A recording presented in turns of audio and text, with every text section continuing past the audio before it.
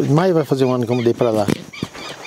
Mas lá é a casa que eu sempre falei para minha esposa, né? Falei, ó, quando eu me aposentar, eu quero numa chácara que tem uma vista bonita, aquele lugar para criar meus franguinhos, uma horta. E lá só faltou uma coisa, só faltou a mina d'água. Mas tem cachoeira? Não, não tem cachoeira. Faltou cachoeira também. Faltou a mina d'água. É muito bom. Seu Roberto, nós já fizemos um vídeo juntos e agora você me pediu para fazer um outro vídeo. Eu queria que você se apresentasse, dissesse quem você é, de onde que você veio e o que você faz, né? Porque você tem uma trajetória pouco usual, né? Da roça para o meio dos livros, né? Exatamente. Conta aí para nós. Então, eu sou o professor Roberto Dimas, né? De fato, eu nasci lá nas proximidades de Gonçalves, na Serra da Mantiqueira, né? E já pequeno, aos 9 anos, fugi de casa, fui para o seminário, porque eu queria estudar e na época era o único caminho que eu tinha para poder estudar. Então, eu fui para o seminário e lá fiquei por 2 anos e meio. Depois voltei para Roça Novo. Aí fiquei mais 2 anos e meio ali na roça. Mas lá num certo dia, lá roçando pasto, naquele sol escaldante de fevereiro, e tinha uma abelha africana ali num tronco de árvore ali perto, sabe? Quando chegou ali pelas 2h30 da tarde, já tinha levado umas 3 picadas de abelha daquela. E a abelha africana, para quem experimentou, sabe o que é. Aí eu perdi a paciência. Eu peguei aquela foice que eu estava usando, dei uma foiçada tão forte num galho de árvore lá que quebrou o cabo da foice. O meu pai assustou, né? Peraí, o cabo era de Guatambu, não? Guatambu. E você conseguiu quebrar? De Guatambu. O cabo da foice é um pouco mais fino do que da enxada. Ah, né? Tá. Aí, meu pai levou uma susto, mas o que é isso? Eu falei, pai, essa é a última foiçada que eu dou. Amanhã eu tô indo embora. E você cumpriu a promessa? Aí ele falou, mas era para você ter ido no dia 1º de fevereiro, nós estamos no dia 22 de fevereiro, você vai agora, já perdeu um mês de aula. Eu falei, não importa, eu estou indo. E de fato, no dia seguinte eu fui. Cheguei no seminário lá em Paraguaçu, Minas Gerais. O mestre me recebeu e já me conhecia, né? Falei, mas você dá conta? Perfeitamente, eu vou dar conta sim.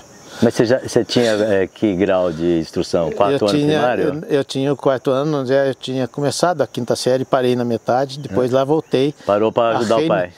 Reiniciar a 5ª série. E de fato, o mês de fevereiro praticamente foi perdido, o mês de março ainda tinha uma outra nota vermelha, mas no mês de maio eu já estava entre os 3 melhores da turma. E aí foi. Aí permaneci no seminário por bastante tempo, por 8 anos, né? Fiz o colegial, fiz ginasial, colegial. Fiz no noviciado, filosofia, né? Depois eu fiz até 1 ano de teologia. Inclusive, daqueles colegas meus de teologia, 3 deles, eles foram ordenados lá no Maracanã. O Papa, quando veio aqui no Brasil, João Paulo II, quando veio no Brasil a primeira vez, ele ordenou alguns padres lá no Maracanã e 3 daqueles que foram ordenados faziam parte do grupo que eu estudava lá no 1º ano de teologia. Aí tranquei a matrícula em teologia e terminei pedagogia. Peraí, mas isso no seminário também? Pedagogia? Quando eu estava no 2º ano de pedagogia foi que eu saí do seminário. Me fala, por que você saiu do seminário? O que foi o fator determinante? Ali foi o seguinte, chegou um momento, porque lá no seminário tinha um grupo de religiosos, né, de origem canadense. Então você fazia os votos. Voto temporário, 1 ano, voto temporário 2º ano, voto temporário 3º ano. Depois do 3º ano, aí tinha que ser, ou você decide, né, voto perpétuo, ou então arruma um caminho diferente. E eu cheguei naquele momento, eu acho que eu estava num estresse bastante grande, né, porque justamente quando eu estava fazendo as 2 faculdades. E aí eu não tinha um motivo forte que me levasse a seguir adiante. E naquela dúvida eu falei, vou ficar afastado por um tempo e depois eu teria a chance de retornar se eu quisesse. Mas acabei não retornando. Mas o mundo te chamou? O que era? Você não tinha clareza. Exatamente. Aí eu falei, vamos sempre pensando naquela coisa, porque as possibilidades, né, no mundo, elas são diversas, então você pode escolher. E eu sempre pensei nisso, porque o panfletinho que eu recebi para ir para o seminário tinha uma estrada com setinhas para todo lado, né? Setinha para filosofia, setinha para ser professor, para ser diretor. Tinha mesmo as setinhas? Tinha as setinhas. Falei assim, aquilo me encantou, porque falei, nossa, nós estamos num mundo de possibilidade. Mais tarde, né, quando eu voltei depois, aos 50 anos, fazer medicina comportamental, o grande mestre que realmente eu acho que me influenciou muito, que era o Dr. Mazzilli, ele chegava no início da aula e falava: vocês estão no mundo de possibilidades infinitas. Espero que vocês entendam isso. E dava aula sossegada. Na hora de despedir para ir embora, ele falou: lembrem-se que vocês estão no mundo de possibilidades infinitas. Entendo o que eu estou falando. Que legal, E né? de fato eu fiquei refletindo muito sobre isso, sabe? E de fato a gente está percebendo que a gente está no mundo de possibilidades infinitas. E isso abre um leque enorme para você realizar suas escolhas e poder ir adiante. E então foi muito com essa filosofia, com esse pensamento, que eu fui fazendo as minhas escolhas até chegar onde eu estou hoje como terapeuta comportamental. Legal. Agora eu queria saber a data do seu nascimento, o seu nome completo e o lugar que você nasceu. Eu nasci no bairro do Lambari, município de Gonçalves, no dia 4 de junho de 1953. Então, geminiano. Era isso que eu queria saber. Geminiano. Bom comunicador. É isso mesmo? É, tudo a ver. Ah, então tá no lugar certo. Tá fazendo certo, é. Beleza. E as muitas possibilidades a gente tem a ver com Sagitário, viu? Uma coisa assim, que é o oposto do complementar do Gêmeos ali, Mas diga aí, eu te interrompi para perguntar a sua data, você estava falando que você é um terapeuta comportamental. Exatamente. Como é que você vai contar essa trajetória ou você já vai direto para o terapeuta? Essa trajetória foi o seguinte: quando eu fiz o colegial, eu fiz o cursinho, né, mais para a área médica. Só que no final do cursinho eu recebi bolsa para fazer pedagogia, porque eu estava naquela comunidade ainda que trabalhava com educação. Então eu fui fazer pedagogia. Mas aquele sonho de fazer um curso na área médica, ele prevaleceu. Quando eu terminei pedagogia, que vim de volta para Minas Gerais, né, para Paraisópolis na época, o sonho meu era voltar a fazer um curso na área médica. E aí eu estabeleci uma data. Eu falei: olha, eu estava namorando, né? Falei: eu vou voltar a fazer um curso na área médica quando as minhas filhas tiverem por volta de 14, 15 anos. Aí eu calculei bem, né? Falei assim: bom, então vai ser quando eu completar 50 anos. Aí eu falei: no dia 13 de fevereiro de 2003 eu quero estar matriculado num grande centro acadêmico fazendo um curso na área médica. E isso eu escrevi, isso eu fui repetindo ao longo desse tempo todo. E no dia 24 de janeiro de 2003, eu tinha uma reunião marcada com um professor lá da Universidade Federal de São Paulo. Por que aconteceu essa reunião? O meu sogro foi sequestrado e eu acompanhei o meu sogro num psicólogo após o resgate, o sequestro. E eu fiquei observando o trabalho que aquele psicólogo fazia e comecei a falar: caramba, se ele fizesse por um caminho diferente, eu acho que o resultado seria mais rápido, mais prático. E resolvi dar um palpite para aquele médico, para aquele professor. Ele é professor. Na hora da... ali na sessão mesmo. E ele era professor da Faculdade de Medicina de Itajubá. Aí ele falou: me traz por escrito um projeto sobre isso que você está falando. Ele gostou então? Gostou da ideia. Aí eu levei um pequeno projeto por escrito, né, objetivos, aquelas coisas todas que faz parte de um projeto. E ele olhou, na sessão seguinte com o meu sogro, ele olhou, eu entreguei para ele, tudo encadenado, bonitinho, né? Ele falou: quero uma reunião com você lá no centro acadêmico. Aquilo já me assustou. Aí, no dia certo, fui lá naquela reunião e ele pediu que eu fizesse um curso de extensão universitária dentro daquele tema, com aquela proposta que eu tinha oferecido para ele. Aí eu assustei, falei: peraí, faz tempo que eu estou fora do centro acadêmico, o que seria um curso de extensão universitária, né? Aí eu procurei alguém que pudesse me dar um apoio. Aí foi que eu liguei para um amigo meu de São José dos Campos, ele era engenheiro, né, engenheiro civil, falou: eu não posso te dar essa ajuda, mas eu tenho alguém que pode dar essa ajuda para você. É o Dr. Jô Furlan, da Universidade Federal de São Paulo. Então naquele dia 24 de janeiro, eu ali preparando a reunião que teria com o Dr. Jean, no dia 25 de janeiro, por sinal, o aniversário de São Paulo, né, ele estava de boa lá. E eu falei: nossa, aquele sonho meu foi pro água abaixo, porque dia 14 de fevereiro, dia 13 de fevereiro já está aí, né? E fui. E de repente falei: vamos fazer a nossa conversa lá no Ibirapuera, enquanto a gente faz uma caminhada. Falei: perfeitamente, vamos para lá. E eu caminhando ali no Ibirapuera com ele, ele falou: não, Roberto, para você desenvolver um projeto como esse, melhor seria vir fazer um curso com a gente. Vai te embasar muito mais, vai te dar muito mais possibilidade de você fazer um trabalho de qualidade. E de repente ele falou: nossa, mas as inscrições do curso terminaram ontem, mas eu falo lá com o diretor do curso, é muito amigo meu, e você vem fazer esse curso também. Que curso é esse? Medicina comportamental. Nossa! A hora que ele falou aquilo, ó, sinceramente, eu fiquei uns 5 minutos, perdi o fôlego. Eu fiquei uns 5 minutos ali sem saber o que fazer, o que falar. Aí ele perguntou o que aconteceu, né? Que eu, de repente, congelei, né? Aí eu expliquei.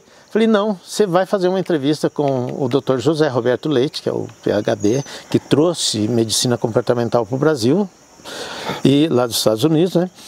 E na semana seguinte eu tive uma entrevista então com o professor José Roberto Leite. Foi a entrevista mais doida que eu já vi na minha vida. Ele sentou na minha frente, como nós estamos aqui, e ficou me olhando durante 1 minuto, 1 minuto e meio, mas aquele sem falar nada. 1 minuto e meio, sem falar nada, só olhando para mim. Aquilo lá durou quase uma eternidade. Aí ele vai e pergunta, né, mas o que você veio fazer aqui? Eu falei, simplesmente eu vim aqui realizar um sonho.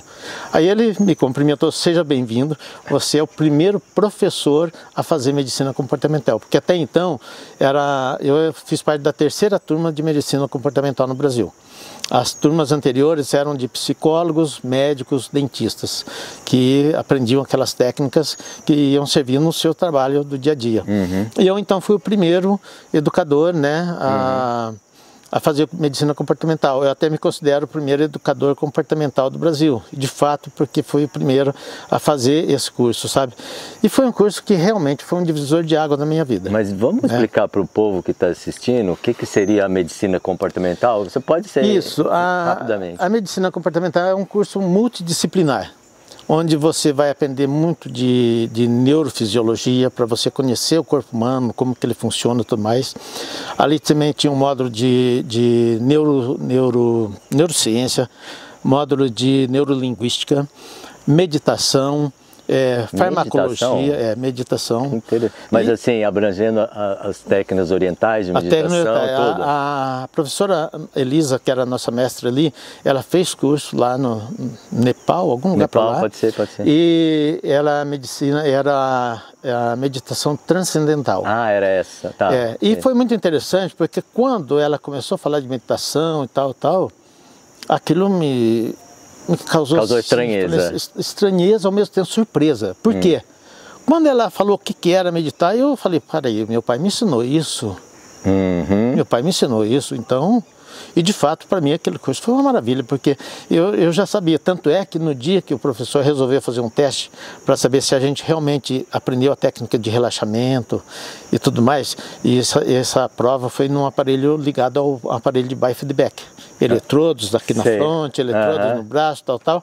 E a gente tinha 3 minutos para fazer com que aquelas ondas caíssem, né?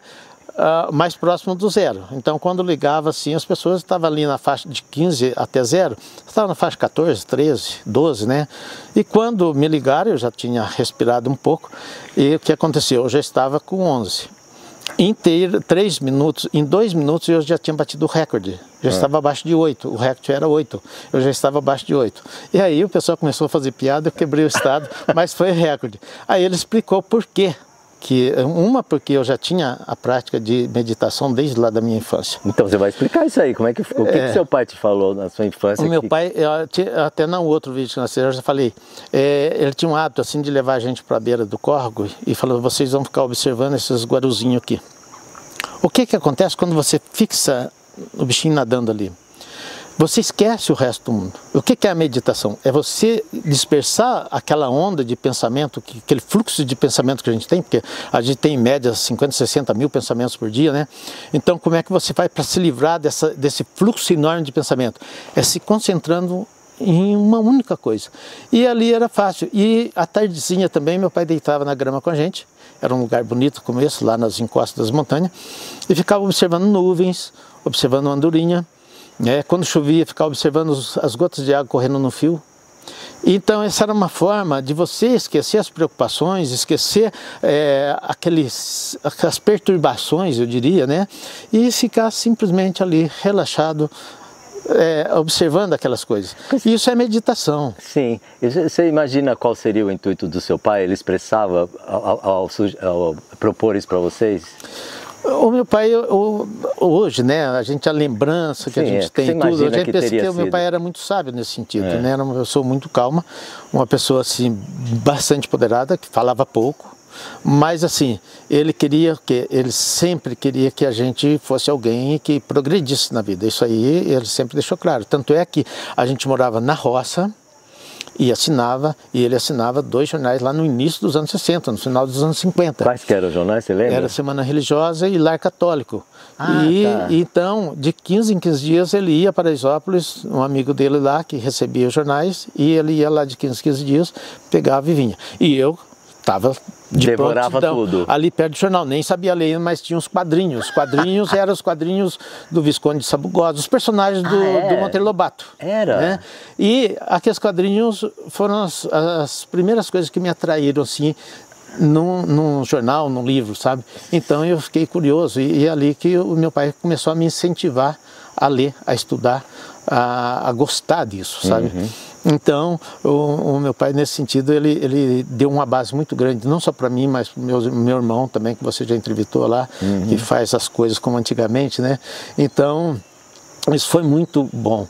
E isso tudo, o que aconteceu? Quando eu fiz o curso de Medicina Comportamental, eu pude perceber que no trabalho depois como terapeuta, eu posso usar muito daquilo que... Da sua vivência, né? Estava ali, da minha vivência. E inclusive no meu livro, nesse novo livro que estou lançando agora, sabe? Que é o Despertar do Cérebro Ético, eu falo da importância dessa vida na roça, no campo. Por quê? Eu defendo a tese seguinte, que durante toda a história da humanidade, na evolução do ser humano, desde lá dos 1 milhão de anos atrás, 5 milhões de anos atrás, não sei bem quanto, a nossa genética foi preparada para viver em pequenos grupos junto à natureza. Então é ali que você se realiza. E de repente, de 300 anos para cá, mais ou menos isso, houve esse fluxo de imigração para os grandes centros, né? Aí eu falo até no meu livro, todo ser vivo que está fora do seu ambiente natural, se ele não tiver os cuidados especiais, fatalmente ele vai sofrer muito, ele não vai suportar.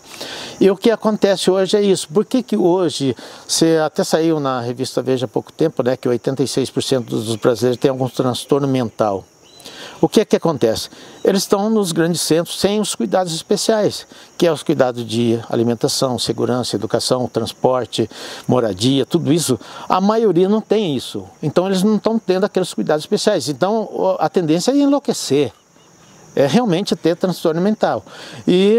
Então, assim, eu defendo a volta ao campo. Aliás, não é que eu defendo não, é o que está acontecendo, né? Você está aqui na montanha e você que anda aqui para essas beiradas de Santo Antônio de Pinhal, Gonçalves e na Mantiqueira, você vê o quanto de casa que está surgindo lá para o meio dos matos. Assim. E hoje, com a tecnologia, o pessoal pode vir para cá e trabalhar daqui. Isso é um avanço não só no sentido tecnológico, mas no sentido também de melhor qualidade de vida e melhor saúde. Então, a pessoa está percebendo que realmente morar junto à natureza, próximo à natureza, é um alívio, é saúde, é qualidade de vida, sabe? E o que eu estava dizendo, então aquelas coisas que eu aprendi lá no campo, essa questão de entender o que acontece, a vida no campo como que é, ajuda muito no trabalho de terapia, né? Ajuda quando você vai discutir, por exemplo, a questão das perdas, né? Quem está no grande centro, quando perde um celular, quando perde alguma coisa, é uma catástrofe. Sofre pra caramba, entra em depressão e a ansiedade extrapola, né? Mas quem mora na roça está acostumado com o ciclo da vida, né? É a árvore que hoje está florida, amanhã cai as folhas, parece morta, de repente se renova, né? A chuva de granizo que acaba com a plantação. Depois nasce uma ninhada ali de franguinhos e tal, depois de 3 meses já estão tudo grande, vai tudo embora, desaparece. A mesma coisa acontece com as vacas, os bezerrinhos, né? Então a gente está acostumado com o ciclo da vida. Então o nascer, o renascer, o perder e ganhar de novo faz parte do dia a dia. Então quem está ligado a isso não vai ter ansiedade, sofrimento com as perdas, que é o que mata muita gente hoje, que judia muita gente hoje, né? Que perde um ente querido ou qualquer coisa, sofre demais, né? E é o que? É a falta dessa conexão com o ciclo do dia a dia, com o ciclo da natureza, né? Então fica desequilibrado. O desequilíbrio é o que traz sofrimento. Escuta, né? Você foi muito rápido para o livro. Eu gostaria de saber, assim, você foi fazer o curso de medicina comportamental, né? Para aplicar na educação. Você depois... Exatamente. E aí, você trabalhou com isso durante o tempo, aí teve uma hora que você migrou para a área da terapia mesmo, da terapia atendimento, mesmo. né? Até na questão o primeiro livro que eu falo de educação fundamentada em valores, né, foi justamente um projeto assim para trabalhar a educação. Porque eu acredito que a educação ela só realmente traz grande resultado para o indivíduo pessoalmente quando desenvolve nele o potencial de vivenciar os valores, ou seja, quando desperta o seu cérebro ético. Porque o que é a neurociência, o que é cérebro ético?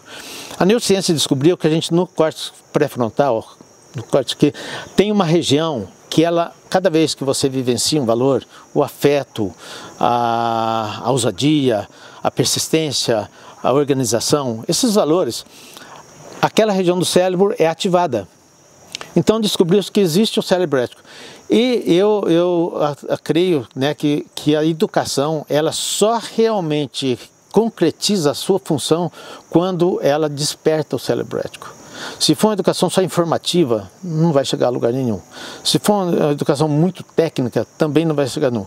Tem que atingir a essência humana. E no meu ponto de vista, a essência humana é exatamente o cérebro ético desperto. É a vivência dos valores que dá sustentabilidade à vida humana. A não vivência desses valores incorre em situação de risco. A pessoa se torna violenta, as pessoas não levam em consideração o ser humano, a vida, e acaba extrapolando em todos os limites. É o desrespeito à natureza, é o desrespeito à vida em todos os sentidos. Não só da vida humana, mas da vida em geral, né, das plantas, do meio ambiente e tudo mais. Então, esse novo livro meu, eu falo, o título do livro é exatamente O Despertar do Cérebro Ético. Como é que eu faço? São pequenos textos que eu falo assim, qual é a essência do ser humano, né? Onde estamos hoje? Como estamos hoje? O que fazer? São títulos de cada página lá, de cada texto que eu escrevo. Na tentativa assim de ir mostrando que a essência humana é aquela vivência de valores, é o cérebro desperto que traz equilíbrio e sustentabilidade para a vida humana. O cara que vivencia esses valores, ele se realiza mais plenamente do que os outros, porque ele está ativando a sua essência, né? E depois chega um ponto lá do livro, né? Como estamos, né? Eu uso até as palavras de Kafka, quase humanos. Porque Kafka, quando lá no seu livro mais famoso lá, que é a Metamorfose, aquele indivíduo que não é mais nem humano, nem uma barata ou um bicho, ele é quase humano. Eu acredito que hoje a grande parte nossa da humanidade está quase humana, mas não está sendo, porque a gente vê as barbaridades que acontecem todo dia, e isso aí é lamentável. Por quê? Tudo falta da vivência dos valores, do respeito, da harmonia. Ô Roberto, eu tenho uma curiosidade, como que você aplicou isso na sua sala de aula? Como é que era a prática disso? Na realidade, assim, quando eu comecei a trabalhar mesmo coisa, eu já estava fora da sala de aula. Ah, você já não estava dando Já não aula. estava mais, porque eu trabalhei bastante tempo no estado como orientador educacional, como professor até da faculdade de Itajubá. Trabalhei um tempo lá também como professor, no curso de História, Pedagogia, Matemática e coordenador de estágio, essas coisas tudo. Depois chegou um momento, eu falei, não, tem que fazer coisa diferente. Aí parti para outro, fui para o comércio, tive uma padaria, fiquei bastante tempo com uma padaria. Uma área totalmente diferente. Aí eu voltei a estudar, né? Aí foi onde eu voltei a estudar, aí saiu o meu primeiro livro, que também saiu num susto, né? Porque aquele primeiro livro meu, o que aconteceu? Eu estava lendo um artigo num site lá de Curitiba, e lá no final do artigo falava, se você escreveu alguma coisa interessante, publique com a gente. E eu havia escrito um artigo sobre valores e sustentabilidade humana. E mandei para lá. Aquilo demorou uns 25 dias, né? Falei, de certo, não gostaram do meu artigo, nem publicaram. Um dia eu abri meu e-mail, tinha 56 e-mails na minha caixa. Eu falei, eu acho que eu abri no lugar errado, não é possível. E aqueles 56 e-mails era gente do Brasil inteiro parabenizando pelo artigo, que tinha sido muito bom. Se eu tinha algo mais escrito sobre aquilo, né? Aí, de repente, como era bastante gente perguntando se eu tinha alguma coisa mais escrita, eu falei que tinha uma cartilha, mas eu não tinha nada. Aí, 2 dias depois, assim, uma avalanche de e-mails pedindo a cartilha. Alguém perguntando se podia colocar aquele texto em discussão nas salas de aula, na faculdade e tudo mais. Eu falei, perfeitamente, isso aí é de vocês. Aí, em 14 dias, eu fiz uma cartilha. E aquele texto também rendeu um convite para eu ser mesa redonda no congresso do CIPIM, lá em São Paulo.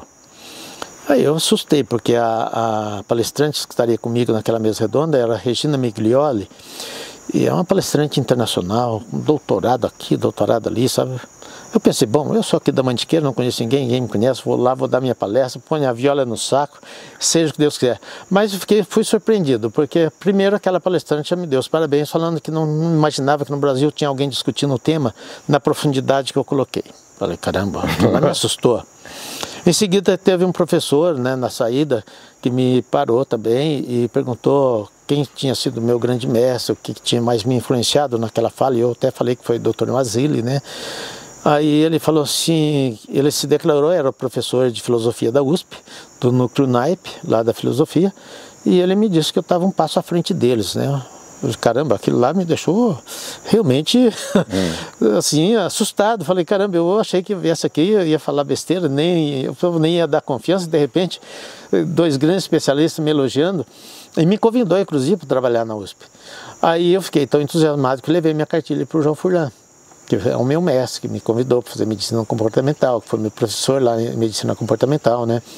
O que aconteceu?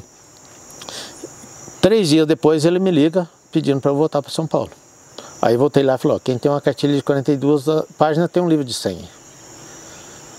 Eu saí e fui para um rancho de férias na beira da represa de Furnas, do pessoal com quem eu estudei, e em uma semana lá o livro ficou tal qual ele está hoje. Quer dizer, o livro foi assim, num processo muito rápido. Mas o que me surpreendeu foi o meu irmão lá que você entrevistou, a que faz como antigamente. Lá no 1968, dia 1º de janeiro de 68, estava eu, meu irmão, mais primo, mais alguns amigos, numa cachoeira, lá perto de Gonçalves. Você tinha que idade? Estava com 13 anos. 13 anos. E a gente ficou calculando, né? O que eu faria daqui a 5, 10, 15, 20, 30 anos? O que eu seria quando eu tivesse 40, 50, 60, né? Eu lembro muito bem do que o meu irmão falou, do que um primo meu falou, mas o que eu falei eu não lembrava. Jura? E o meu irmão lembrou, não esqueceu nunca. Tanto é que quando eu completei 50 anos, ele foi... Não, quando eu completei 60. Quando eu completei 60 anos, ele foi atrás de mim cedinho. Eu ainda tinha padaria, ele abriu a padaria e já entrou. Veio, me deu os parabéns, né, completando 60. E ele falou, você lembra da nossa conversa lá naquela cachoeira no dia 1º de janeiro de 68? Eu falei, lembro exatamente o que você falou. Mas o que eu falei eu não lembro. Ele falou assim, ó, você falou que o dia que você completar 60 anos você teria um livro escrito. Nossa. E no dia anterior eu tinha ido a São Paulo, realmente peguei os livros lá em São Paulo. Olha as coincidências. Aí eu fui lá, peguei o livro, tá aqui, ó, cumpri a minha promessa. E aquilo foi uma surpresa muito grande, sabe? E agora, depois do primeiro, as coisas parecem que são mais rápidas, mais fáceis, né? Então já tá vindo aí o quarto, já tenho material para mais uns 2 ou 3 lá.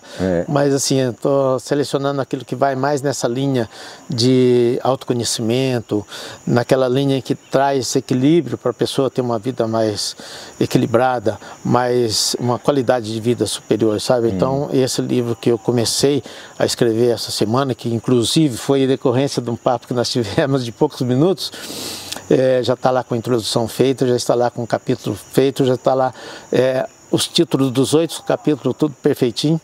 Então, quero ver se até o final desse mês eu deixo ali pronto. Mas é um livro assim que é um trabalho que eu quero fazer, porque a gente sempre ouviu dizer que o autoconhecimento é fundamental para você ter um equilíbrio e qualidade de vida. Mas eu desconheço, até preciso fazer uma pesquisa aí.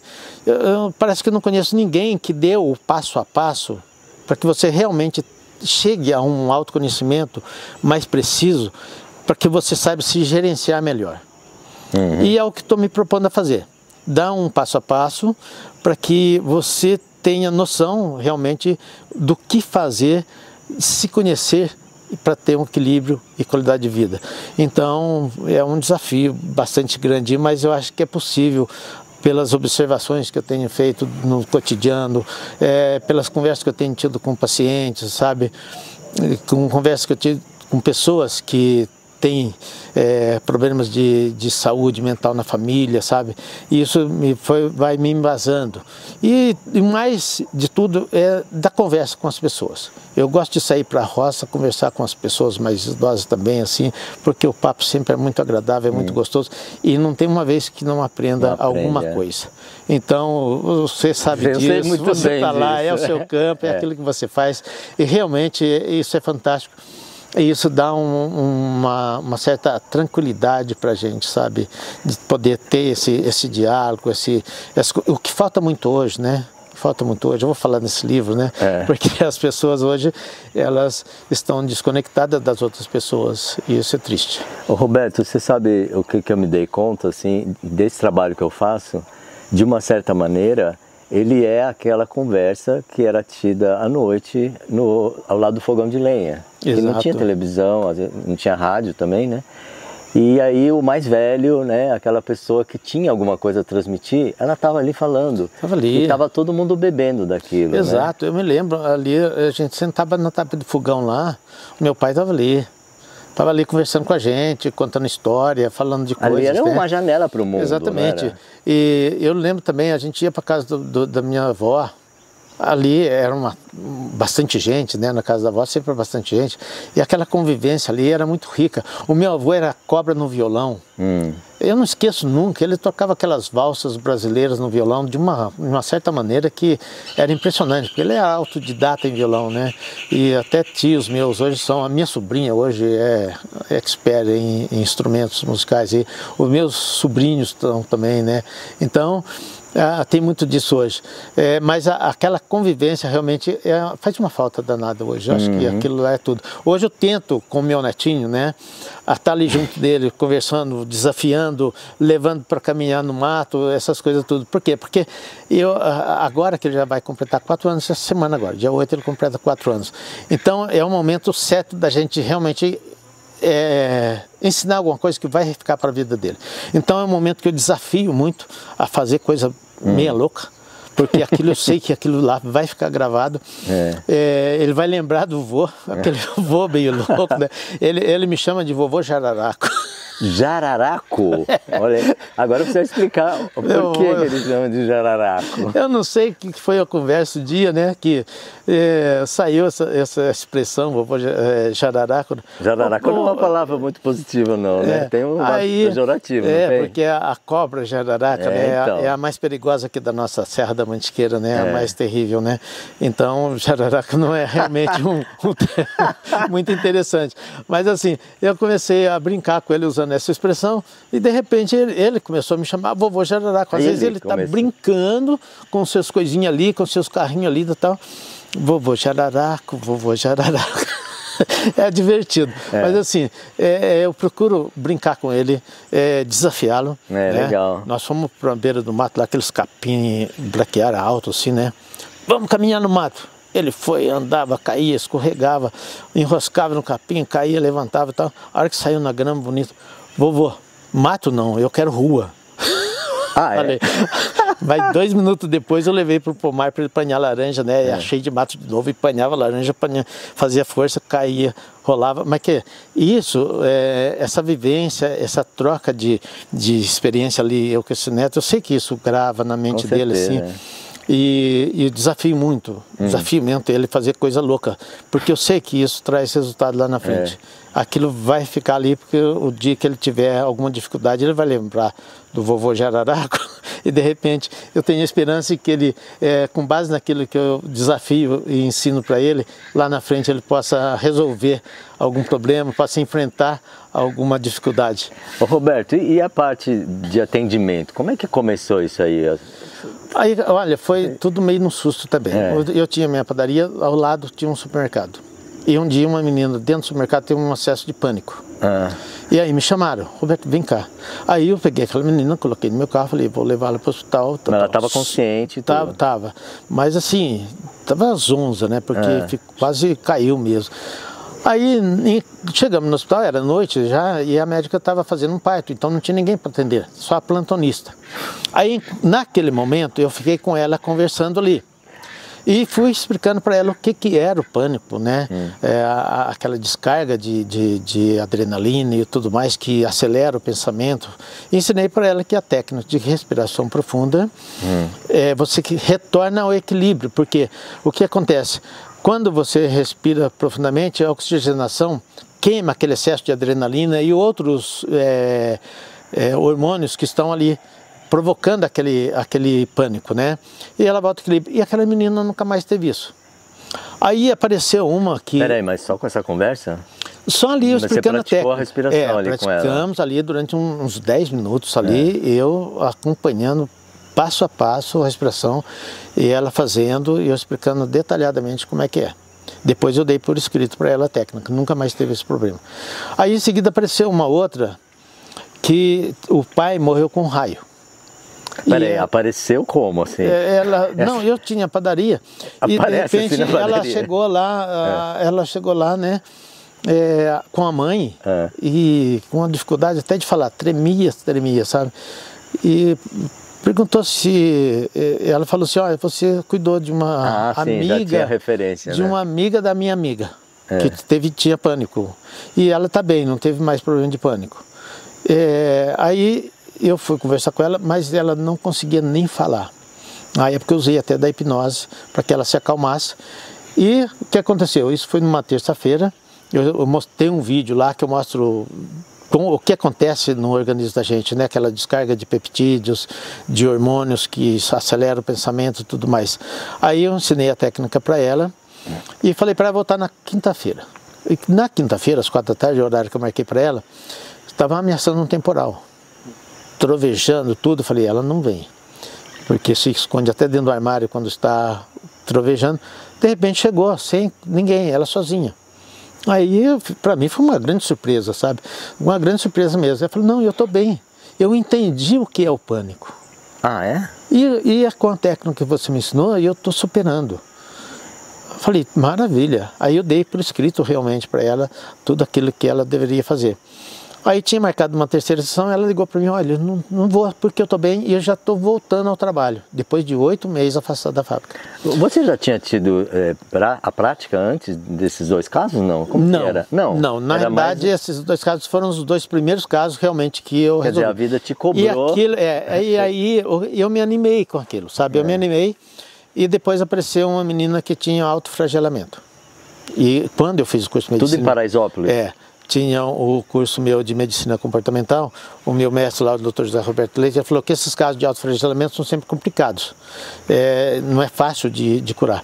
Mas eu tive a felicidade de, na segunda sessão que eu tive com a menina, eu descobri a causa da baixa estima dela. Aí eu chamei o pai com a mãe, falei, ó, vocês vão fazer isso aqui, que está resolvido o problema. E de fato, o pai com a mãe bastante conscientes, no dia seguinte ela tinha marcado a dentária muito bagunçada, sabe? E era a primeira aluna da sala, uma aluna brilhante. Mas os colegas tinham inveja, porque só tirava nota 10, né? E aí o que aconteceu? Então, bullying. E por causa disso ela começou a entrar nessa de autoflagelamento. E aí eu fui conversar com o meu mestre, né? O senhor falou que era muito difícil, mas de repente agora, 3 sessões, a menina ficou curada. Aí o que ele falou para mim? Eu nunca duvidei da sua capacidade para esse tipo de coisa. Aquilo me emocionou. Aí a partir disso, foi que eu comecei realmente a fazer algum trabalho mais persistente, mais sistemático. E de fato eu trabalhei com bastante gente, olha, dezenas, centenas de pessoas aí que eu curei, não, na realidade eu mostrei como é que você se cura da ansiedade, do pânico, né, até de depressão também. Eu trabalhei um caso de depressão que a menina tomando aqueles diazepam, aquelas coisas lá que tremia assim, e 3 sessões também ficou curada, porque eu descobri a causa da depressão dela. Aí conversei com o esposo dela, mostrei qual seria o caminho. E ele prontamente atendeu e depois ela voltou a estudar, fez pedagogia e hoje está lá tranquila, feliz da vida, né? Você tem um consultório aberto lá em... Tenho um consultório em Paraisópolis. Abri há pouco tempo agora. Por que eu abri esse consultório? No ano passado, no mês de setembro, outubro, eu estou como presidente da fundação lá de Paraisópolis e tem um curso de enfermagem, curso de eletromecânica e houve uma série de desmaios lá dentro da escola. Alunas do curso de enfermagem, tem alunas lá de 16 a 56 anos, várias idades, né? Aí a diretora fez uma pesquisa e no meio das perguntas colocou uma sobre o estado emocional. Como está o meu estado emocional? Equilibrado, desequilibrado, precisando de ajuda. E 37,5% das alunas falaram que precisavam de ajuda. Falei, eu vou trabalhar com essas meninas. E houve realmente uma mudança muito grande que alguns professores, Roberto, o trabalho é mais isso aí, caramba, olha que mudança que houve aqui na escola em consequência desse pequeno trabalho que você fez. Aí eu me entusiasmei mais ainda, falei, agora o tempo está sobrando um pouquinho mais de tempo, então vou abrir meu consultório e abri. Então hoje eu tem alguns pacientes lá que tiveram problema sério aí com seus estados emocionais aí, né? Então estamos trabalhando, graças a Deus, tem tido bom resultado, sabe? Porque o que é a terapia comportamental, ela é um pouco diferente da psicologia tradicional, da psiquiatria, porque a gente aborda o problema de forma mais direta e sempre mostrando para o paciente o que está acontecendo dentro dele. Eu tenho um vídeo lá muito bom nisso, né? E então, quando ele entende o que está acontecendo dentro dele, quando ele sabe o que é uma emoção do ponto de vista neurofísico, químico, e que a gente apresenta técnicas para que ele possa se livrar daquela situação ou voltar a um estado de equilíbrio, aí rapidamente ele mesmo toma ciência e resolve o problema, né? Eu sempre falo assim que você tem a primeira técnica que a pessoa tem que ter é para quebrar aquele estado que ela está de nervosismo, de raiva, de ansiedade. E como é que ela... Tem várias técnicas, né? Tem alguns que bate a mão na testa com toda a força. No que você faz esse gesto assim, você quebrou o estado. Agora, imediatamente você passa a pensar em algo que seja realmente interessante, o seu sonho, aquilo que você realizar, aquelas coisas boas da vida, né? Tem outros que batem o pé. Eu aprendi o que funciona comigo é bater o pé. Porque quando eu era pequeno lá na roça, o meu pai um dia falou assim: hoje é você que vai apartar os bezerros aí das vacas. E colocou um pedaço de pau na minha mão, vai lá. E eu ali congelado com medo, porque tinha um touro lá que impunha um pouco de respeito, né? Ele gritou comigo: você vai lá. Aí chegou uma hora, ele falou: bate o pé no chão e vai. Eu dei aquela batidinha assim, sabe? Ele falou: não é desse jeito. Aí ele estava com uma bota de borracha no pé, deu aquela batida assim que levantou poeira, né? Faça desse jeito. E cobrou de mim, e eu fiz. No momento em que eu bati o pé no chão, realmente com vontade, eu não sei para onde foi o medo. Eu só sei que eu fui lá e fiz o que tinha que fazer e depois eu continuei fazendo. Então hoje, quando eu estou realmente assim, com estado assim, hoje eu sou bastante calmo, isso é coisa rara. Mas bater o pé no chão é o que funciona comigo. Mas tem outros que batem uma mão na outra, tem gente que chuta a parede, tem gente que chuta o banco, a cadeira. Mas o importante é que você quebre aquele estado. E quebrando o estado, aquele fluxo absurdo de pensamentos que não leva a nada, passe a pensar aquilo que realmente faz sentido para a sua vida, né? Faz sentido. Aí, esse é o primeiro passo, né? Depois a gente vai estudar a origem, às vezes, do que está acontecendo, aquela fobia, ou, né, aquele pânico e tudo mais, mas aí tem outras técnicas também, a de respiração, tem a técnica de autossugestão que você faz geralmente na hora que você vai dormir. Afirmações. Tem afirmações positivas, né? Sempre no presente do indicativo. Então são algumas técnicas, tem a técnica que Augusto Cury coloca lá, que é a DCD, duvide, critique e decida, né? Então é uma técnica também que eu acho que funciona bem. Por quê? Você está com aquele trem na cabeça, peraí, critica, duvida disso, por que isso, né?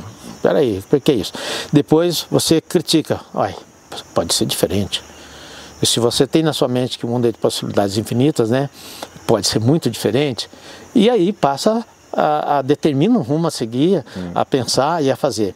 Tem a técnica de apreciar aquilo que é lindo, aquilo que é bonito, né? Eu falei para você que a palavra que eu mais uso no dia a dia é maravilha. Aí, hoje você viu, eu mandei a foto para você, o nascer do sol hoje estava um espetáculo, uma coisa linda mesmo. Então a primeira coisa que eu falei, a hora que eu cheguei lá em casa, abri a janela, que maravilha. Então essa palavra me fortalece. Né? E depois aí que vem, quando eu falo para você desse novo livro do autoconhecimento, então o primeiro capítulo eu vou falar exatamente sobre isso, né? Que as palavras têm força. Se você usa palavras que te fortalecem, você vai estar sempre com o astral lá em cima.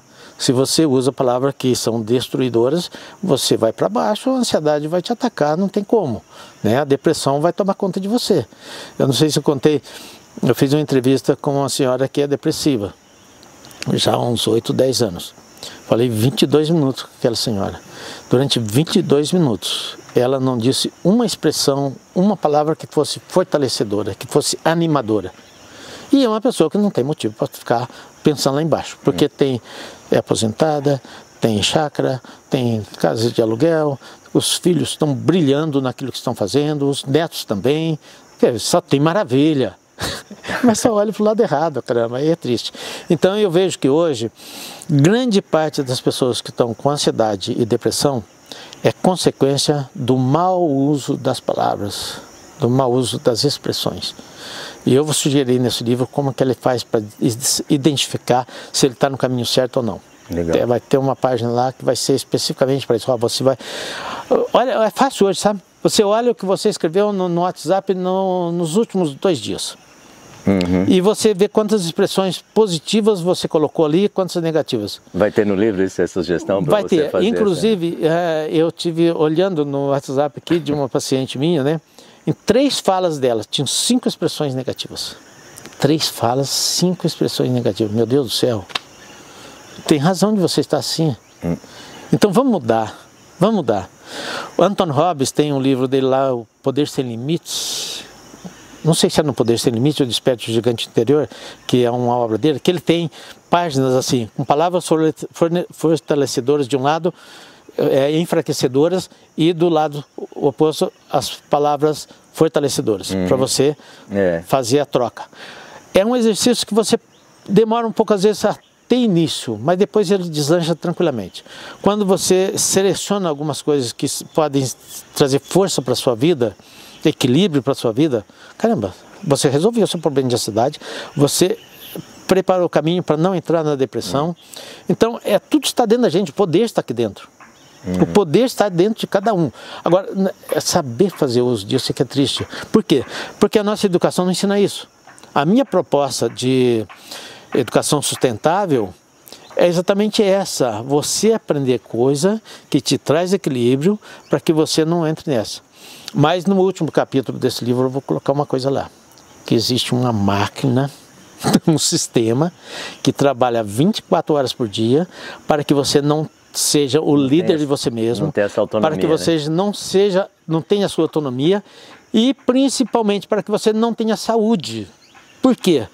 Porque daí é o que eu vejo lá. Tem um amigo meu que tem farmácia, às vezes eu fico ali perto olhando.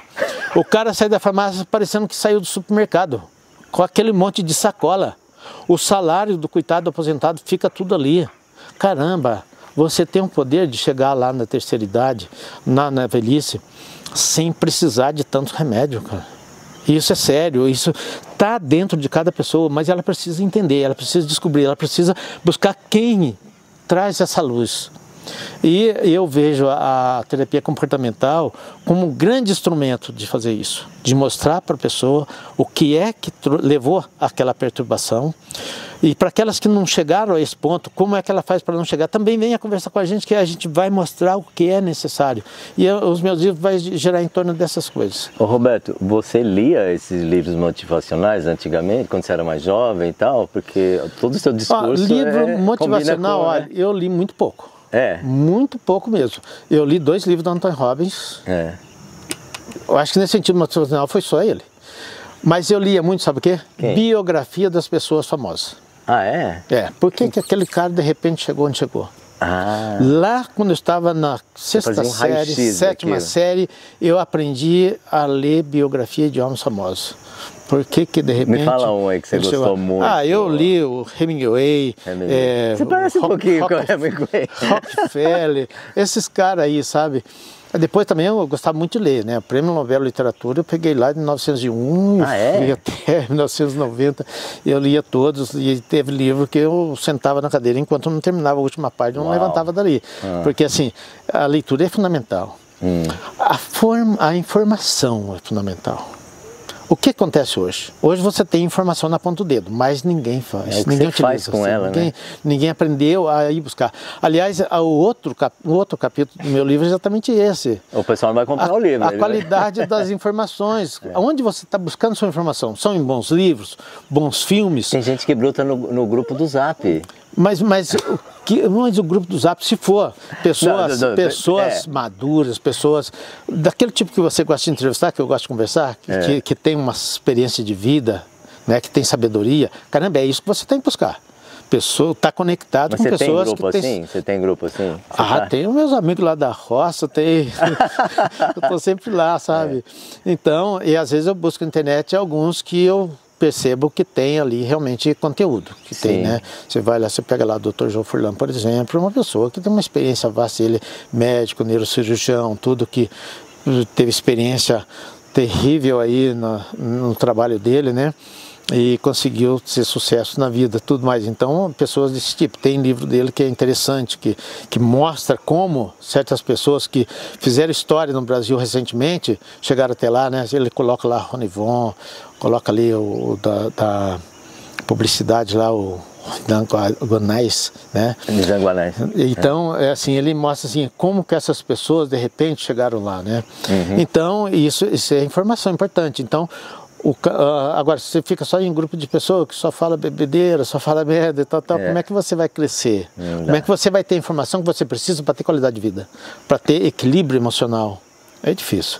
Se bem que a internet está aí, Roberto, é para isso. Eu sei que, assim, então esse novo livro vai ser mais ou menos essas coisas assim, que porque se a pessoa tem isso em mãos, ela vai ficar depressiva, vai ficar aí choramingando, né? Porque quando a gente faz uma análise, por exemplo, das palavras fortalecedoras, elas estão sempre ligadas à gratidão. Por quê? A gratidão, você está olhando o quê? As coisas boas da vida. As coisas boas que aconteceu com você naquele dia, naquela semana, naquele mês, naquele ano. Até as difíceis, eu acho que a gente tem que agradecer, porque algum sentido teve daquilo chegar na nossa vida, né? Até com alguns pacientes meus, o que eu falo? Às vezes reclama de algum fato que ocorreu na vida dela. Esse é um capítulo do livro. Fatos em si, eles são neutros, né? Mas dependendo da interpretação que você dá, você vai para o céu ou você vai para o inferno. Por exemplo, você está reclamando, não, diante de um fato que você às vezes não gostou, o que eu posso aprender com isso? Acho que a primeira pergunta que você está a fazer. Defrontou com uma situação complicada? Parei. O que eu posso aprender com isso? Quando você faz essa pergunta, você já se sente fortalecido. Você já está pronto para encarar a fera. Agora, se você bate com um problema e desanima, caramba, não chega a lugar nenhum. Aí a depressão toma conta. Roberto, você fez seminário, né? Como que é hoje a sua espiritualidade, a parte da religião? Olha, essa é uma questão interessante, porque, olha, não tem como você se desconectar, ainda mais hoje, com toda os estudos da neurociência e tudo mais. A neurociência está mostrando hoje que a fé cura tanto quanto o melhor remédio. Então você tem que estar conectado com... Aliás, não existe ser humano que não esteja conectado a alguma coisa superior. Mas você já sabia, superior. Você não precisou da neurociência. A neurociência só veio confirmar. Só veio confirmar. Cientificamente, exatamente, né? Só veio confirmar. Por quê? Porque aquela fé, aquela conexão... a neurociência provou, né, que a oração cura. Né? Que essa conexão com o ser mais forte cura. Porque isso traz força, traz esperança, evita a ansiedade, evita a depressão, porque quando você tem aquela segurança de estar conectado a alguém que é mais forte que você, aquilo te dá segurança, aquilo lá não permite que você desça a ladeira abaixo. Então eu vejo que a religião é algo imprescindível. Eu acho que a pessoa, embora hoje não seja moda, né? A religião parece que ficou um pouco fora de moda, parece que agora está havendo um despertar novamente aí. Embora ainda a gente veja isso, até o nosso bispo lá de Roma parece que não está pregando muito a favor disso, né? Mas assim, a religião é imprescindível. Ela faz parte da vida de todo ser humano. Querendo ou não. E você faz prática de rituais de alguma religião ou você pratica na sua vida? Não, eu sou católico, pratico minha vida, vou à missa, não com tanta frequência como de costume eu sempre fiz, né? Mas assim, diariamente essa conexão, diariamente essa gratidão a Deus, a tudo aquilo que tudo que me proporcionou, porque eu me considero uma pessoa realizada, feliz, porque o que eu me propus a conquistar na vida, realmente eu aos poucos cheguei lá. Então, aí eu estou querendo fazer vamos ver se você concorda com o que eu estou falando. Você trilhou um caminho, aí chegou uma hora que você estava na padaria lá. Eu não sei por que você escolheu ir para a padaria, né? Mas, deixa eu terminar aqui. Mas aí aparece que o seu caminho, a sua missão veio atrás de você, né? Ela te buscou, ela veio te chamar de volta. Foi, de fato. E aí eu tô vendo o seu trabalho quase como um sacerdócio. Eu estou errado? Não está errado não. Então, eu acho que é isso mesmo, sabe? É cuidar de vida. É cuidar de vida, porque a vida é o que existe mais precioso. Então eu fico muito triste quando eu vejo as pessoas na rua com aquele semblante assim de tristeza, de ansiedade, sabe? Aquilo me corrói, aquilo me judia. Então eu falei, eu quero fazer alguma coisa, eu quero atingir mais pessoas com isso. É por isso que eu estou entrando agora nessa prática, né, da internet e tudo mais, para atingir um grupo maior de pessoas, para levar para as pessoas um pouco desse conhecimento, dessa experiência minha que me traz tanta alegria, tanta felicidade, e de eu já ter podido também, eu pude já propiciar qualidade de vida para muitas pessoas. Eu vejo hoje pessoas que são agradecidas pelo fato de eu ter conversado com elas.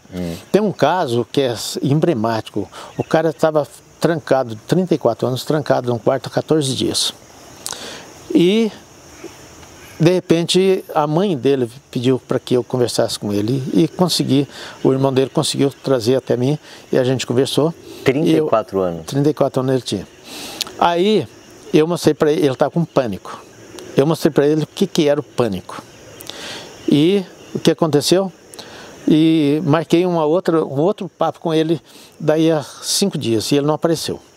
Aí eu resolvi ir até a casa dele, né, morava na cidade vizinha lá, eu resolvi ir lá, mais ou menos na rua ali onde ele me deu o endereço, eu encontrei 2 senhores que estavam vindo, era justamente o sogro dele e o cunhado dele.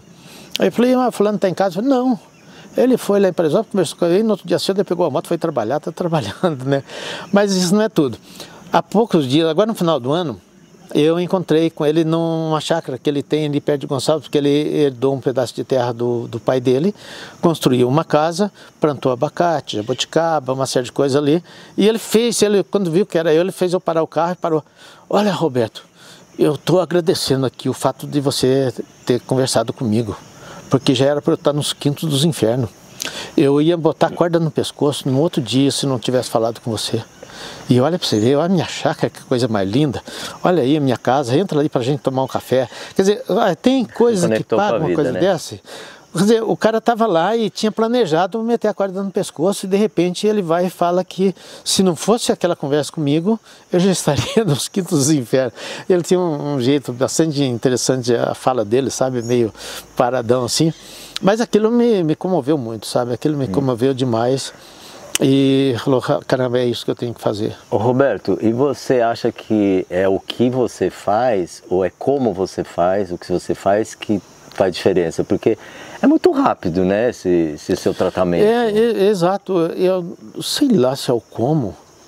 Porque... Eu não tenho, eu acho assim, eu ainda fiquei com a palavra como se fosse um benzedor ali que está fazendo, não é? Mas não sou benzedor. Sim, mas talvez você seja e não sabe, ué. Eu fiquei com a palavra do meu mestre, o Dr. José Roberto Leite. E ele falou assim, eu nunca duvidei da sua capacidade para trabalhar essas questões. Caramba, eu não sabia disso, né? Mas, de repente, o tempo foi me comprovando que parece que realmente eu tenho uma capacidade de falar com as pessoas e trazer resultados, sabe? Então eu preciso dar o meu depoimento agora, porque você é uma pessoa positiva e conversar com você eleva o interlocutor, entendeu? Tem que ser positivo, né? Não, mas tem que ter dela, caramba. Mas então você tem alguma coisa a mais aí que eu acho que não é só essas suas técnicas, entendeu? Ó, escuta, a nossa produção aqui trouxe uma pergunta, que tem um depoimento de uma pessoa, eu não sei se ele vai querer falar aqui ou é ele que vai falar, como é que é? Então ele quer dar o depoimento, porque parece que ele foi um paciente seu, é isso? A gente conversou, um momento meio atrapalhado e a gente chegou a se falar assim. Vai deixar para o final? Ou quer ser agora? Tanto faz. O que você acha? Não, tudo bem, não, pode vamos ser agora, então tranquilo, eu vou tirar aqui o... Não, vou tirar o seu, Então vamos trocar aqui. Senta lá, Fernando. Pode sentar aí. Você não ia falar, né? Como não? Belezinha. Então você se apresenta e me diga por que você, que não ia falar, me mandou uma pergunta aí, dizendo que quer dar o depoimento. Bem, eu sou o Fernando e eu sou profissional de marketing e estou atuando junto com o Roberto. E eu conheci o Roberto através... Foi uma fase de muita mudança na minha vida. E eu não vou lembrar o ano, mas era começo da internet e eu estava atuando no marketing multinível e tinha uma pessoa que eu seguia que era Mauro Penaforte e ele falava sobre ser excelente, ser uma pessoa excelente. E eu ficava acompanhando o trabalho dele, que ele postava artigos online e eu ficava acompanhando. Até que um dia eu estava na rua, a gente mora em Paraíso, eu já ouvia falar do Roberto, eu tinha medo do Roberto na verdade, eu estudava junto com a filha, uma série acima da filha dele. Peraí, medo do quê? O jararaco então procede? Era meio que isso mesmo. Aí eu estudava com a filha, a filha dele estudava perto, então, aí pô, o pai daquela menina sempre você tem medo do pai da menina, né? Mas daí eu tava acompanhando esse negócio do Seja Excelente e eu vi uma cartilha do Roberto. Eu acredito que seja essa cartilha que levou ele a fazer o livro. E aí tava falando sobre ser excelente. E eu fui e comecei a conversar com ele, conheci ele e comecei a conversar com ele. Perdeu o medo. Perdi o medo dele. Para perder o medo é ação, né? Vai lá, conhece a pessoa, você vê que... você vê que é um ser humano, né? Foi muito enriquecedor, assim, até que depois de certo tempo eu estava passando por uma fase muito difícil da minha vida, assim, na qual eu estava com um pânico mesmo. Eu saía na rua, as pessoas tossiam, eu achava que elas estavam torcendo por minha causa, então eu evitava de sair de casa, Meus amigos iam lá, pô, vamos fazer alguma coisa, vamos lá, vamos... E eu não saía, até... Tipo, teve uma vez que eles me chamaram e eu falei, vamos lá. Daí a gente foi num bar e tal, tomar uma cerveja, tinha um pessoal jogando um bilhar no canto do bar. E eu sentado no balcão, na minha cabeça parecia que aquelas pessoas que estavam jogando bilhar, elas queriam me matar. E com isso eu fui ficando com pânico, pô, os caras estão querendo me matar. E vinha na minha cabeça e eu ouvia a voz deles falando, eles vão me matar, eles vão me matar. E eu fui embora e me fechei. Daí eu fui e falei com o Roberto. Falei com o Roberto sobre essa situação e ele me passou uma técnica e realmente mudou tudo. Depois que ele aplicou a técnica, foi assim, na hora que acontecer isso com você, você pega, respira, conta até 3 e muda seu pensamento. Peraí, e você respira, como é que é? Assim, respira pela parte de baixo, segura até 3 e muda os pensamentos. E foi incrível, assim, realmente foi incrível. Isso aconteceu mais 1 ou 2 vezes só, nunca mais aconteceu. Hoje, assim, eu vou no bar, encho a cara e ninguém quer me matar. Mas já aconteceu mais vezes e você fez a... daí aconteceu 1 ou 2 vezes, eu apliquei a técnica e não aconteceu mais. Foi, assim, incrível. Por isso que eu acredito demais no método que o Roberto utiliza. Eu acredito demais e por isso que eu tô junto com ele. E esse é o depoimento. Eu acredito que até a gente aproveita, né? Tô ali do lado dele, aproveito toda hora para pegar uma técnica ou outra, pegar mais uma dica e assim a gente vai se tornando uma pessoa excelente, né? Que essa Você trabalha junto com ele hoje? Hoje eu sou responsável pela parte digital, assim. É isso. Legal. Foi eu que entrei em contato com você até. Como assim? Você que digitou com o perfil dele?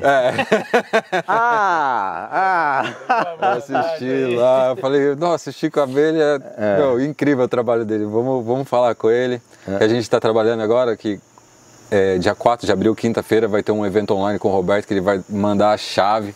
Peraí, mas isso aí é aberto para muitas pessoas ou tem um limite em número de pessoas? Tem um certo limite de pessoas. Que cabe no Zoom, é isso? Porque vai ser feito pelo Zoom. Aí tem um limite de pessoas que está lá, daí tem o site para se cadastrar. O evento então, é gratuito. Você me manda o link e a gente coloca na descrição daí. Claro. Tá bom? Sim. E aí vai ser gratuito, ele vai passar a chave para terminar a qualidade de vida. E realmente esse método assim trata a causa e a mudança acontece mais rápido do que a gente imagina. Assim. E esse evento vai ser um evento, o quê? Uma conversa ou vai ser... Vai ser uma palestra ao vivo, uma online. Palestra, tá. E depois é aberto a perguntas e tudo? Sim, vai ser aberto a perguntas. Vai ser quinta-feira às 7 horas da noite. Aí tem o site. Tá. Você quer as redes sociais que ele tá, então o Instagram que você estava fazendo aí, né? Qual mais? O Instagram e o site. O site é www.robertodimas.com.br. Beleza, então tá bom. Ótimo. Era isso? Prazer, é isso. Então tá bom. Eu queria deixar esse depoimento. Obrigado. Opa. Eu que agradeço. Então, Roberto, eu não lembro onde que a gente tinha parado. Que a gente vai para tantos assuntos, né? Mas é assim que é bom. Então, aí eu tenho uma pergunta, então. Vocês entraram em contato comigo, né? Agora o Fernando falou que foi ele que teve a ideia, né? Eu pensei que tinha sido você, porque você lembrou daquela entrevista. A gente conversou sobre o assunto, sabe? A gente conversou, até eu lembrei de você, né? Aquela conversa que a gente teve lá sobre o livro meu, A Maionese Desandou, né? Sim, ainda tem esse livro aí? Tem sim, esse livro.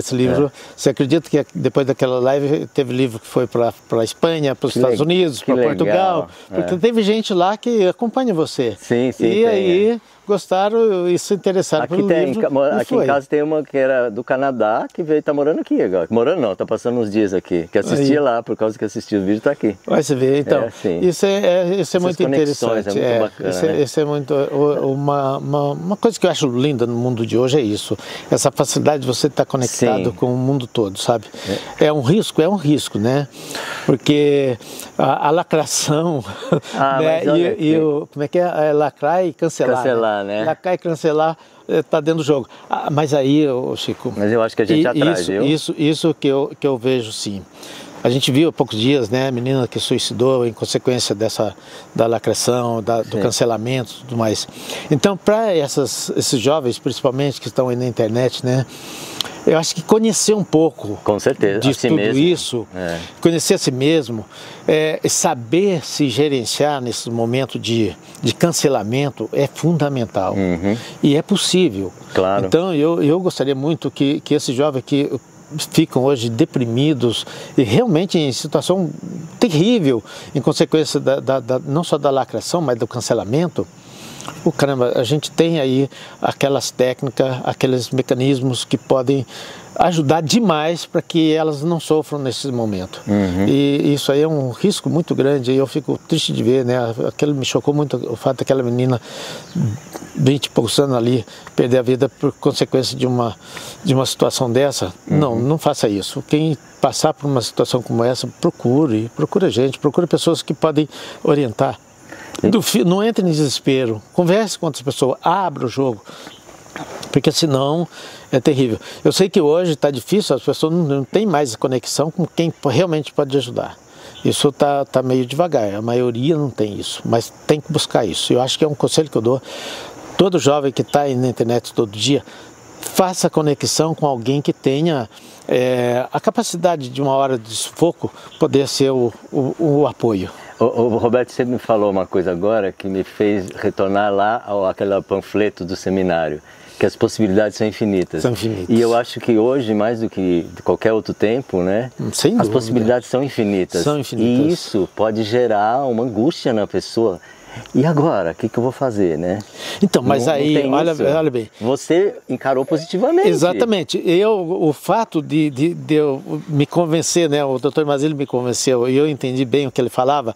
O fato de a gente estar no mundo de Pastoral Infinita, isso me traz uma paz, uma tranquilidade. Pra mim também. Porque, caramba, se isso aqui não está dando certo, deixa eu olhar aqui do lado. Opa, acho que eu vou por aqui. Se não vai por aqui, vai por ali. Vou por ali. Então... Não é uma prisão. Exatamente. Possibilidade infinita é liberdade, não é prisão. Exatamente, é liberdade. O canal, você pode... Nossa, mãe, está fazendo alguma coisa na internet e não está dando resultado? Mas tem outra. Se você está falando disso e não está fluindo, vamos falar de outras coisas. Tem coisas maravilhosas acontecendo em tudo quanto é lugar o tempo todo, então vamos prestar atenção, né? Eu acho que prestando atenção. Aí entra a questão da diversidade. Eu sempre defendi que você tem que fazer coisas diversas durante uma semana, durante um dia, durante a vida. Se você ficar preso a uma rotina, você está... Até para utilizar o nosso Você vai estar, né, já com estresse, com ansiedade e tal. Agora, quando você faz coisa diversificada, né, eu falo assim, lá na minha casa, né, eu tenho a minha horta, tenho meus franguinhos, tenho a piscina, tenho todo aquele gramado para cuidar, tenho o trabalho, minha terapia, tenho o livro que eu escrevo, eu até poucos dias publicava um jornal. Então, vou lá para a roça, faço os meus salgadinhos, forneço meus salgados para aqueles restaurantes lá de Gonçalves. O quê? Você fornece salgado? Eu forneço salgado lá para o Janela com Tramela, para o Chalezinho e alguns outros restaurantes. Então, assim, e aquilo me dá uma alegria muito grande, né? Até há poucos dias atrás teve a dona de um dos restaurantes que falou assim que o produto mais elogiado da casa é o salgadinho que eu faço. Olha, cara, não tem dinheiro que paga. Isso aí eu faço lá em casa nas horas vagas, você entendeu? Porque é uma coisa que eu gosto. Então, eu faço assim, dezenas, centenas de atividades durante uma semana. E isso não me cansa, pelo contrário, eu me sinto à disposição. Se realimenta. Né? Exatamente. Então, aí tem gente que às vezes assusta, né? Mas peraí, você tem 70 anos, eu vou completar 71 daqui uns dias, né? Mas como é que você faz? Mas não é fisiologia. Sabe, a fisiologia é tudo. É com o seu físico, a sua fisiologia que você resolve problema, que você encara problema, que você então, mas inova, essa fisiologia ela só está respondendo a uma, como fala, uma atitude sua diante da vida. Exatamente. E ela está sendo informada, opa, nós vamos trabalhar e vai ser gostoso. Exatamente. Olha, você vê. Então, você tem que manter um exercício físico, é fundamental, né? Claro. Alimentação é fundamental. Né? E informação, tudo isso faz parte do jogo. Então, na hora que é preciso, o seu físico responde. Você bate o pé no chão e o seu físico venha, que a gente resolve. Então é assim que a gente faz. Então não falta disposição. Disposição, mas isso aí também teve um momento na minha vida que me mudou. Porque eu tive um mestre no seminário que era o padre meu líder. Ele chegava de final de semana, a gente fazia aquelas caminhadas, subindo aquelas montanhas aqui do Sapucaimirim. Sim. E tal, aquele padre fazia um discurso que ele até suave, ele tinha um dom da palavra, era fantástico. E depois eu saí do seminário, mas aquele exemplo de pessoa dinâmica, forte, positiva, ficou comigo. E aí, 15 anos depois, não mais, 23 anos depois, e eu fiquei sabendo onde aquele padre traz, eu falei, vou lá conhecê-lo. Cheguei lá, ele estava com 53 anos, numa cadeira de balanço, tinha sofrido um derrame e nem força para cumprimentar a gente tinha. Aquilo foi uma decepção tão grande para mim. Eu falei, caramba, o cara tem 50 e poucos anos só e já está nesse estado. Aquilo lá foi uma decepção muito grande. Aí, quando eu estava ainda no seminário lá em Marília, eu fui chefe de escoteiro. E eu fui o chefe mais louco que apareceu naquele lugar lá. E aí, eu tinha a imagem do padre comigo. Eu falei assim, se um dia eu encontrar um escoteiro, não importa que eu tenha 50, 60, 70, 80, 90, 100, eu ainda vou desafiar esse cara para alguma coisa. Então eu tenho que manter a minha forma, manter o meu entusiasmo, manter a minha alegria, a minha saúde, tudo isso. E isso é que também me deu muita força, porque falei assim, aquele padre que foi meu ídolo, foi uma decepção para mim. Eu não quero ser uma decepção para aqueles escoteiros com quem eu trabalhei. E teve até um momento muito interessante, quando eu fui fazer medicina comportamental, eu dormia em São Paulo na casa desses religiosos com quem eu estudei. E já fazia mais de 20 anos que eu tinha passado por Marília. Eu passei em Marília em 75, 76. Em 2003 eu estava lá em São Paulo e de repente eu encontro com o chefe escoteiro lá. Ô, grande, nós falamos de você lá em Marília ontem. Eu falei, peraí, faz 20 e tantos anos que eu saí de lá, o meu nome está lá ainda. Sim, um cara lá que foi seu escoteiro, que hoje está lá no norte do Brasil, ele trabalha no ambiental, né, no IBAMA.